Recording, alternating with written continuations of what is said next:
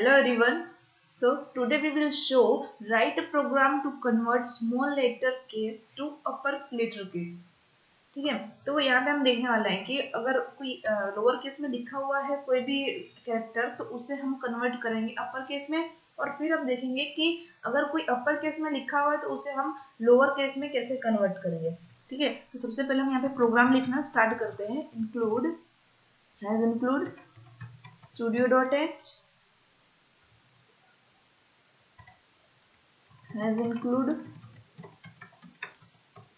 monio.h, then हमारा void main। उसके बाद हम क्या करेंगे, यहाँ पे कैरेक्टर डिफाइन करते हैं क्योंकि हम यहाँ पे कैरेक्टर एंटर करने वाले हैं, इसलिए कैरेक्टर ए एंड एक कर लेते हैं यहाँ पे आंसर नाम का।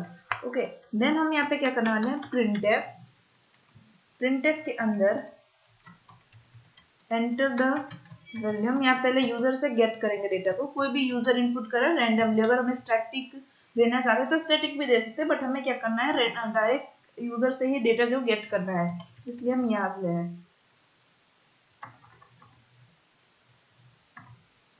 यहाँ से enter the value of character, then यहाँ पे कॉलन करके हम यहाँ पे एक स्पेस छोड़ देंगे। ओके, अब हम क्या करेंगे, यहाँ पे एक जो भी हमने यहाँ पे इनपुट कराने वाले हैं उसको स्कैन कर लेंगे। दैट मीन्स को वैल्यू को रीड भी तो कराना पड़ेगा, तो हम यहाँ पे प्रिंट सी %c लिख देंगे। उसके बाद हम जो भी एड्रेस मतलब किसकी वैल्यू हमें गेट करानी है, तो ए की वैल्यू हमें गेट करानी है। उसके बाद जो भी ए के अंदर वैल्यू आई है उसको हम आंसर को पास करेंगे, बट कैसे, कौन से फॉर्म में, तो अपर केस में। टू अपर ये फंक्शन है हमारा, इसके अंदर ए को हम यहाँ पे पास कर देंगे कि ए के अंदर जो भी है वैल्यू उसको क्या करना है, हमें अपर केस में कन्वर्ट कर देना है, और जो भी हमने कन्वर्ट किया है उसको हम प्रिंटफ के अंदर प्रिंट करा देंगे। तो सिंपल से हम यहाँ पे लिखते हैं कैरेक्टर इन अपर केस, यहाँ पे %c, देन वही आंसर को हम यहाँ पे प्रिंट करा देंगे। देन गेट ch और प्रोग्राम हमारा हो चुका है। देखिए ये हमने सिंपली एक अपर केस तक किया। हम यहाँ पे दे देते हैं small.c। अब हम इसे F9 या फिर डायरेक्ट एग्जीक्यूट में जाके इसको पहले रन नहीं, पहले हमें कंपाइल करना होता है। यहाँ पे कंपाइल करेंगे,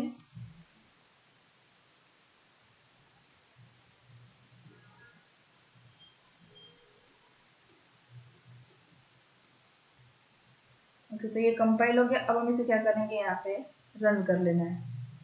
तो ये देखिए यहाँ से हम इसे बोल रहा है कि enter the value of character, कोई भी कैरेक्टर एक एंटर करिए। तो हम यहाँ पे ये स्मॉल अल्फाबेट में ए को एंटर करेंगे, तो ये क्या करेगा ना, ये देखिए कैरेक्टर इन अपर केस, तो इसने क्या किया, हमें अपर केस में कन्वर्ट करके दे दिया है। अब ये जो ए के अंदर जो भी वैल्यू आ रही है उसको हम, ये जो ए है ना उसके अंदर जो भी वैल्यू आ रही है उसको हम एक यहाँ पे एक और यहाँ पे वेरिएबल को भी डिफाइन कर देते हैं, लाइक रिजल्ट res नाम से। फिर हम क्या करेंगे, यहाँ पे res इक्वल टू लोअर, उसके अंदर हम a को फिर से पास कर देंगे। ठीक है, पास करने के बाद हम क्या करेंगे, इसको कॉपी कर लेते हैं, पेस्ट कर देंगे यहाँ पे, और हमें क्या करना है, फिर से res को प्रिंट करा देना है। देखिए इसको हम बोल लेते हैं लोअर केस, और यहाँ पे ये res को हम प्रिंट कर दें, या फिर हम इसको यहाँ पे भी लिख सकते हैं तो ज्यादा बेटर होगा, आपको अच्छे तरह से समझ में भी आएगा। देखिए आंसर का आउटपुट ये रहा और रिजल्ट का आउटपुट ये रहा। तो इस तरीके से क्या हम लोअर केस में इसको कन्वर्ट कर रहे हैं। अब इसको कंपाइल कर देते हैं, हम कंपाइल कर दिया। देखिए कंपाइल करेंगे तब यहाँ पे एरर और वार्निंग 0 हो जाएंगे, दैट मींस ये कंप्लीट है। देन उसको हम रन करेंगे। अब मैं फिर से यहाँ पे ए लिखती हूँ, तो कोई भी आप कैरेक्टर लिख सकते हो, बट ए में क्या आइडेंटिफाई आपको इजीली होगा, इसलिए ए लिखा। अब इसने क्या किया, यहाँ पे सॉरी हमें /n लगाना चाहिए था, या मैं /n लगा देती हूँ यहाँ पे /n। अगेन कंपाइल, एरर होगी तो बता देगा, अदरवाइज 0।